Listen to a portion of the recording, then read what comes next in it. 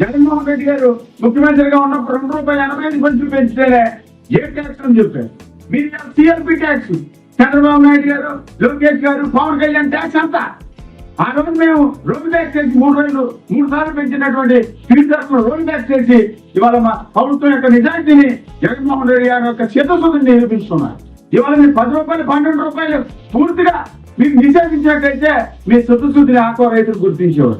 0.95 వరకు మీరు ఏదైతే పవర్ ఫ్యాక్టర్ పెట్టారో అది కూడా రిమూవ్ చేయాలని జగన్మోహన్ రెడ్డి గారు సూచించారు.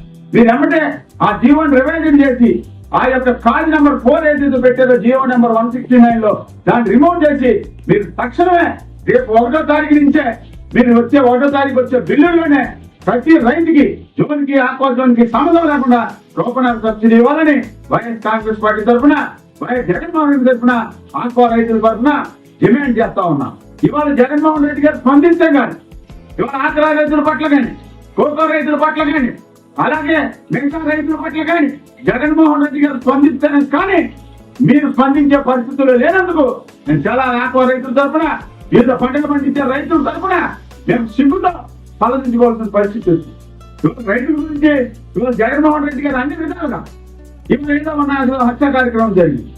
స్పందించేటప్పటికి ఇమీడియట్ గా ఆఫీసర్ సస్పెండ్ చేయడం ఆఫీసర్ క్రిమినల్ కేసు పెట్టడం జరిగింది. అంతకుముందు ఎందుకు చేయలేకపోతున్నారు మీరు? అంతకుముందు ఎందుకు చేయలేకపోతున్నారు?